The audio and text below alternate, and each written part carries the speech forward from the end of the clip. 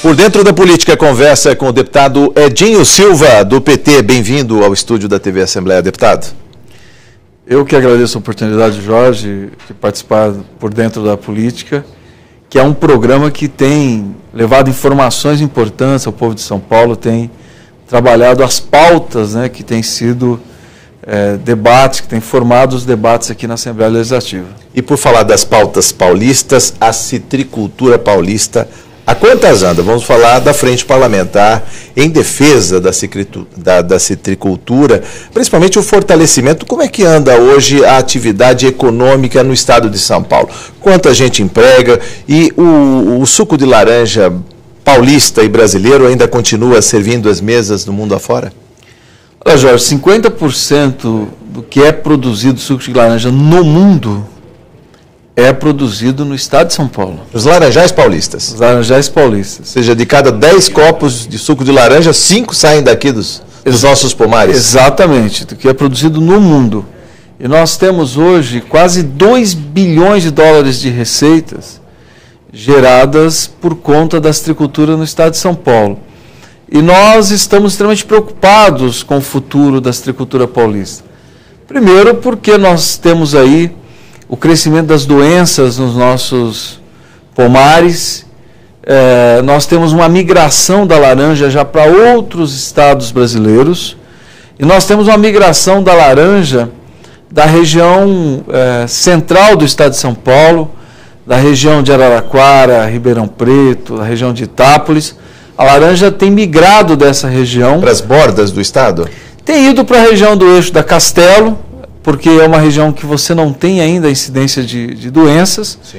Claro que isso gera um imenso problema. Primeiro, porque a logística hoje é um fator extremamente importante na cadeia produtiva. Sim. Então, se a laranja migra para uma região distante, você pode, a médio e longo prazo, também ter a migração das plantas, né? Das indústrias que hoje produzem o suco de laranja. E não é só isso, a região de Ribeirão Preto, Araraquara, a região central do estado de São Paulo, ela é uma região que já sofre um processo de mecanização do corte da cana. Sim. E a tendência é que o corte da cana-de-açúcar se intensifique cada vez mais. Então, se você já tem mão de obra sobrando por conta da mecanização da cana, você pode ter também ociosidade de trabalhadores por conta dessa migração da laranja. Sim. Nós, portanto, chamamos a criação dessa frente, uma frente parlamentar, para que a gente possa pôr em cima da mesa os nossos problemas, no entorno da mesa todos os setores envolvidos, os produtores, os trabalhadores, a indústria, para que a gente possa criar, esse é o nosso objetivo, um plano estadual para a citricultura no estado de São Paulo.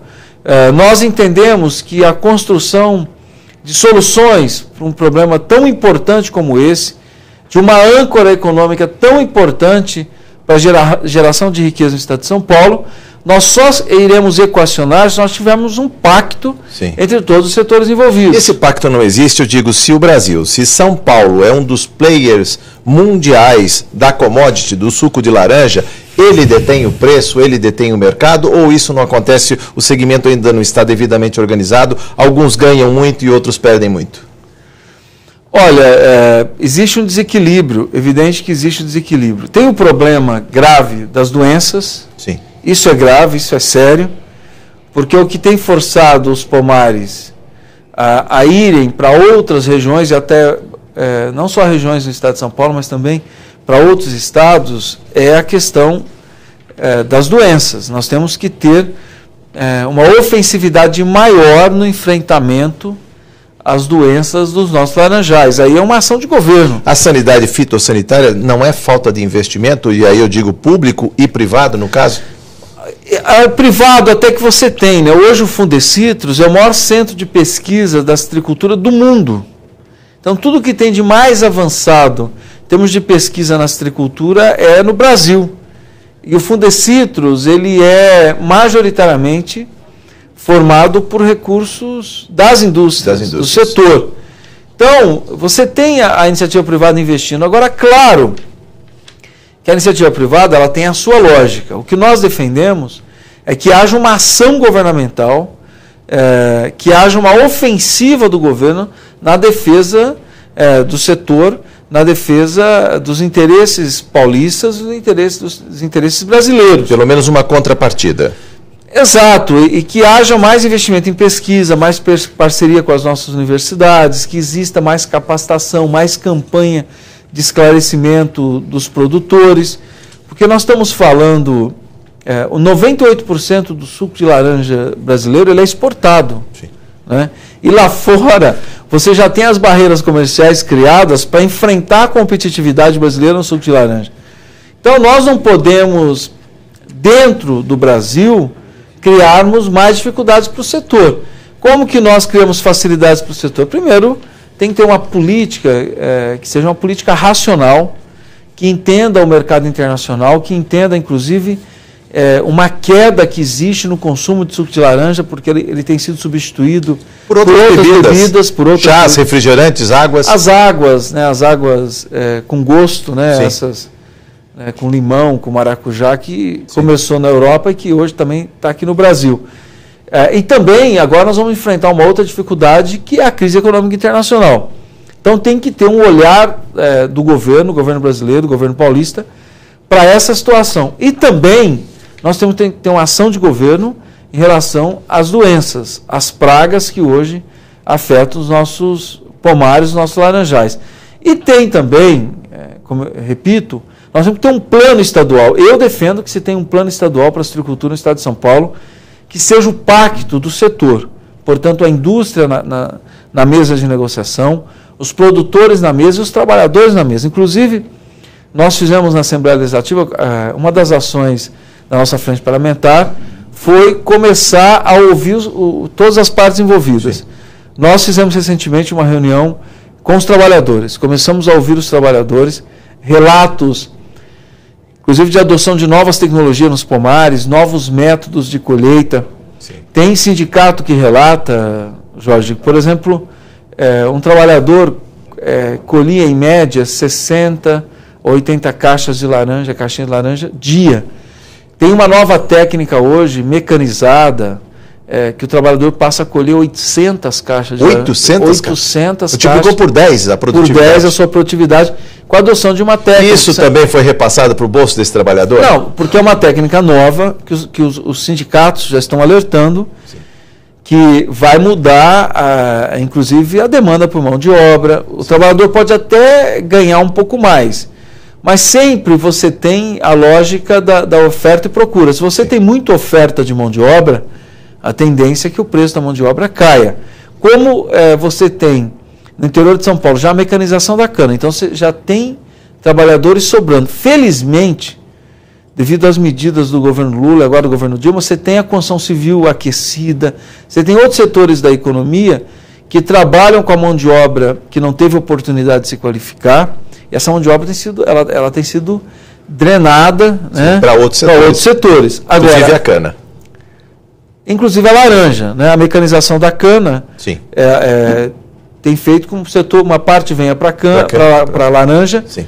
E a outra parte tem ido para outros setores, para os serviços e também para a construção civil. O que acontece é que com as novas tecnologias agora na colheita, que é uma plataforma puxada por trator, onde você tem 3 níveis de plataforma. Então você tem trabalhadores em cima dessa plataforma colhendo laranja de um lado e de outro do corredor. Trabalhador colhendo em cima, trabalhador colhendo embaixo, trabalhador colhendo no meio, trabalhador colhendo embaixo. E jogando dentro de um sacolão. Sim. Então, de fato, você aumenta muito a capacidade de colheita desse trabalhador. Então, o que nós entendemos, tem muitas mudanças ocorrendo, né? E tem as mudanças no mercado internacional.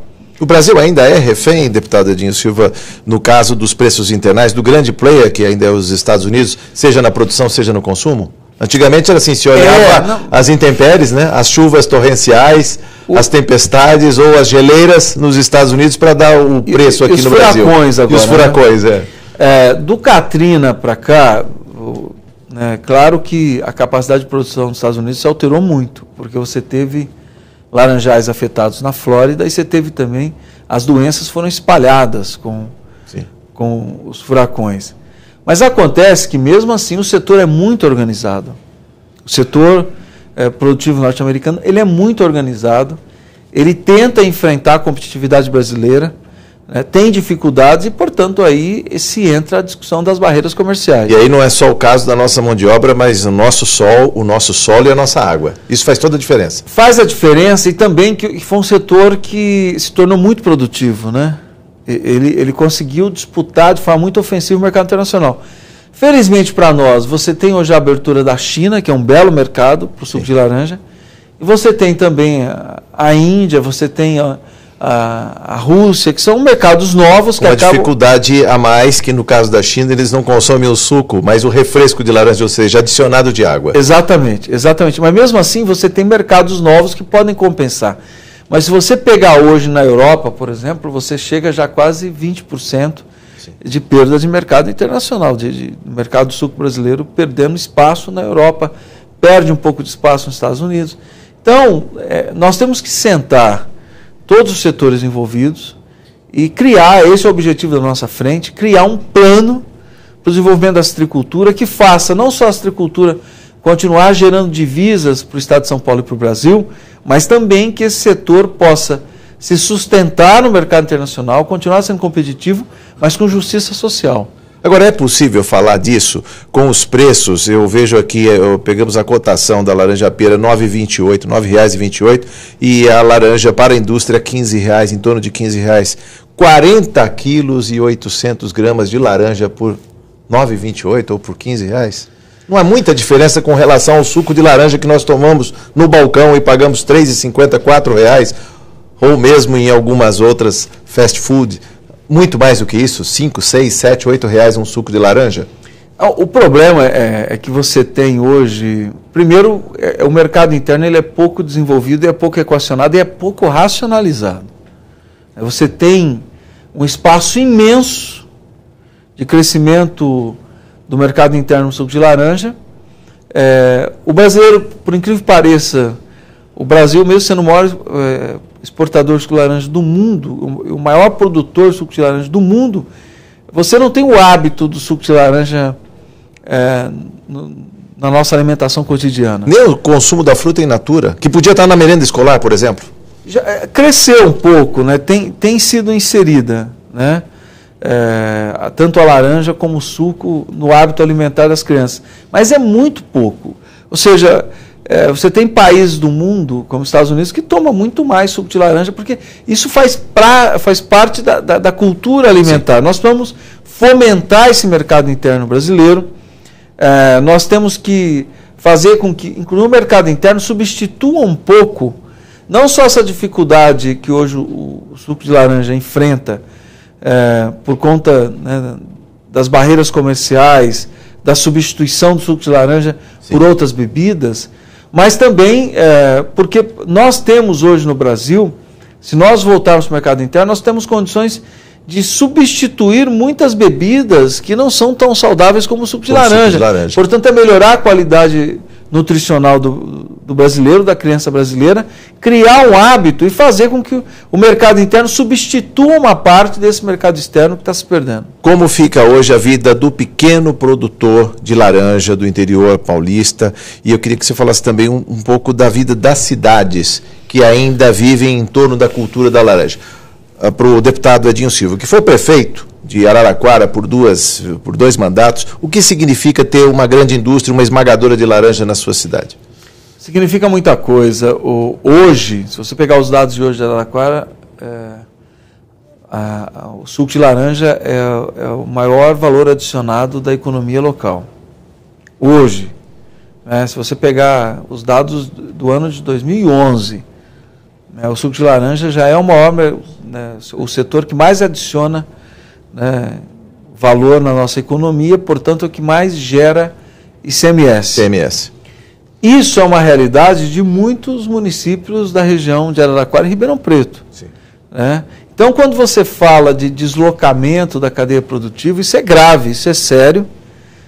Você está falando não só de nós perdermos arrecadação, nós estamos falando de milhões de trabalhadores do interior de São Paulo que podem ser afetados. Sim, e aí vamos às pequenas propriedades, principalmente o assédio com os canaviais que estão aí se avizinhando, ou seja, o mar de cana. Sem contar ainda que o ciclo da cana é muito mais rápido do que o da laranja. Planta-se num ano, no ano seguinte já está colhendo e produzindo álcool e açúcar. Eu penso, Jorge, que a economia é forte, a economia é diversificada. Então, se você tem uma cidade, toda ela dependendo do setor sucro-alcooleiro, isso não é bom. Por exemplo, se nós tivermos algum problema no mercado em relação à produção de etanol, ou se tiver uma queda no valor do preço do açúcar no mercado internacional, você arrebenta com a economia de muitos municípios. Sim. Então é bom que no interior de São Paulo tenha espaço para laranja, tem espaço para cana, que você tem espaço para madeira, sim, que você tem espaço para as lavouras brancas, para a própria borracha. Então, é bom que você tenha uma economia diversificada. O que está acontecendo é que, de fato, a tendência é que a cana ocupe muito espaço da laranja. Aí é um outro debate que nós estamos vendo no interior de São Paulo, que é preocupante tanto para o setor governamental paulista como para o governo federal, sim, que é a verticalização do setor produtivo da cana. Ou seja, as fusões e aquisições. As fusões e aquisições, e hoje praticamente você tem em algumas regiões um único comprador de cana-de-açúcar. Que dita o mercado. Que vai acabar ditando o mercado. Você tem, por falta de... e por conta do avanço tecnológico, você tem empresas comprando usinas, fechando usinas para ficar com a terra. Sim. Então, é uma mudança que está acontecendo na economia do interior de São Paulo. Isso é muito preocupante. O Estado, o poder público não tem que ficar vigilante? Eu acho que tem, e nós não podemos... Eu sou contra achar que o mercado regula tudo. Inclusive, essa ideia de que o mercado regula tudo levou à crise dos derivativos de 2008. Nós estamos sofrendo até hoje. Então, o Estado tem sim que regular, o Estado tem que estar presente na economia, tem que desenhar o modelo de produção que ele quer. Eu penso que é ruim a verticalização do setor produtivo sucro-alcooleiro da forma como ele está se dando hoje. É ruim, é prejudicial para a economia regional, é prejudicial para a capacidade de geração de empregos para muitas cidades da região de Ribeirão Preto, de Araraquara e toda aquela região sucro-alcooleira. Mas por que motivo? Haja vista que onde tem usina também tem valor adicionado, também tem ICMS, é bom para o administrador, para o gestor público, apesar dos problemas advindos do setor, ou seja, uma migração que vem extemporânea por conta do corte da cana, problemas sociais, problemas de saúde, problemas de segurança pública, o crack avançando nos canaviais, o que dirá?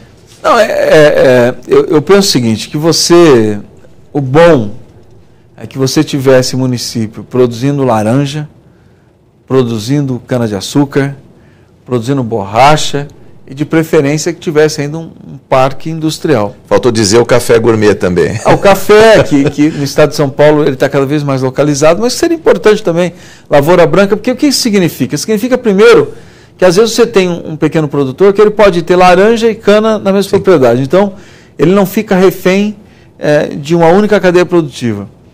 O ideal é que ele também diversifique, às vezes, para hortaliças. Sim. O que é ruim é que você tenha a economia e o sistema produtivo, a economia toda ela verticalizada no interior de São Paulo, que haja uma expulsão da laranja, uma expulsão de outras lavouras e só cana. E repito, com o aumento da tecnologia, que eu não estou dizendo que é ruim, mas é um fato. Ela veio para ficar. Ela veio para ficar e muitas vezes esses grupos produzem a mesma coisa ou mais, desmontando usinas. Sim. Portanto, desmontando empregos, extinguindo empregos. Então, claro que nós não podemos ser contra a tecnologia, mas o ideal é que você não permita que, às vezes, um único grupo detenha toda a capacidade produtiva sucro-alcooleira de um único município ou de uma única micro-região. Que você coloque o produtor de cana na mão, vendendo matéria-prima para uma única empresa, para um único grupo empresarial. Então, acho que isso é ruim, por isso que é importante a gente debater muito a economia do interior de São Paulo. O seu mandato e a frente parlamentar estão vigilantes, mas eu queria aproveitar esses 4 minutos da nossa conversa para falar da rede de atendimento às doenças raras no Estado. Vamos falar um pouco sobre isso também, deputado Edinson? Olha, Jorge, eu vou aqui fazer uma confissão a você e ao público de casa. Eu estou muito feliz, nesse ano de 2011, de ter aprovado esse projeto de lei que institui a rede de atendimento, a rede pública de atendimento às pessoas com doenças raras. Hoje nós temos 2,5 milhões de pessoas moradoras no estado de São Paulo. 2,5 milhões entre 42 milhões de paulistas. Exatamente, quase a população do Uruguai, moradores no estado de São Paulo, que não tem uma rede de atendimento às doenças raras. Explica melhor o que vem a ser as doenças raras aí, São. Olha, são quase 6 mil doenças raras. Então, se você... Eu posso até, para eu não errar, se o público de casa me permite, por exemplo, hemofilia é considerada uma doença rara.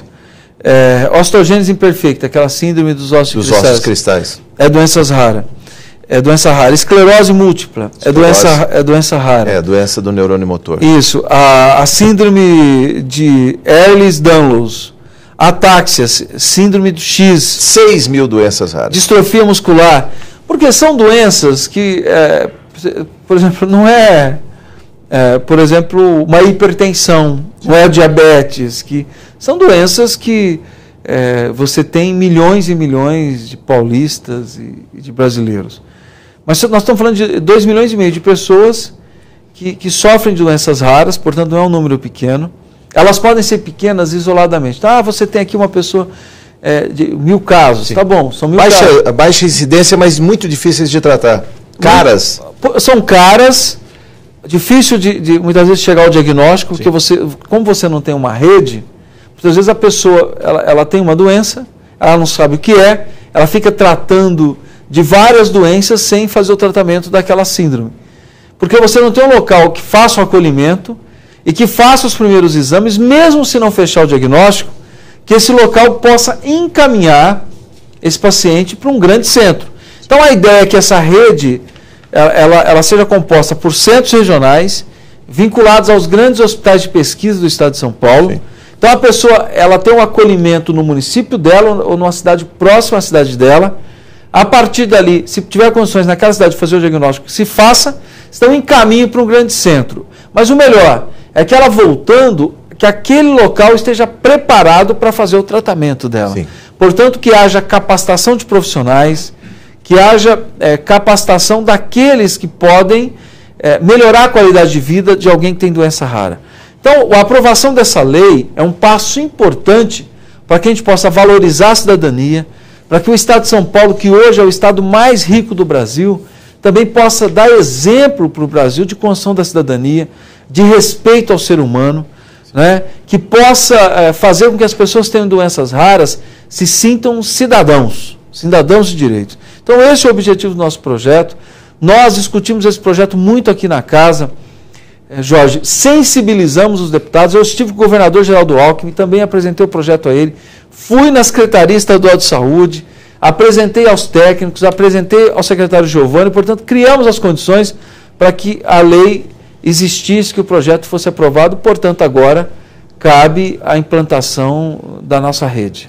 Deputado, o que falta, parece ter um dia, né, o último dia de fevereiro, que é um dia de consciência também, o que falta é que as pessoas tenham acesso, essas que têm doenças raras e sequer sabem, tem doenças genéticas, inclusive, para encerrar a nossa conversa. Exatamente. Nós estamos propondo, também um projeto de lei que tramita aqui, é que haja o dia de conscientização às pessoas com doenças raras. Por quê? Porque muitas vezes a pessoa tem um problema dermatológico. Eu tenho um problema de pele. Diagnóstico tardio. Não, e às vezes não é um problema de pele. Entendeu? Ela acha que tem um problema dermatológico e fica tratando o problema dermatológico. E não é, às vezes é uma síndrome. Então ela tem que saber que, se ela não consegue fechar o diagnóstico, não se conforme. Ela tem que ir atrás do seu diagnóstico, porque isso é um direito que a Constituição Federal lhe dá. que é a universalização do atendimento à saúde. Às vezes a pessoa fica tratando de um problema ortopédico e não é um problema ortopédico. E assim vai, às vezes ela acha que ela tem um problema muscular, e não é um problema muscular, é uma síndrome. Então, o que nós queremos? Nós queremos conscientizar as pessoas. Se você não fechou o diagnóstico, não se conforme. Por isso nós queremos que existam esses centros façam o acolhimento, façam o diagnóstico e criem a estrutura de atendimento para que a gente possa oferecer dignidade às pessoas que tenham doenças raras. Voltaremos ao tema doenças raras. Muito obrigado por sua entrevista, deputado. Um prazer recebê-lo aqui. Eu que agradeço, Jorge. Parabéns pelo seu trabalho e muito obrigado pela oportunidade. Este é o deputado Edinho Silva, do PT. Você ficou por dentro da política. Obrigado por sua audiência.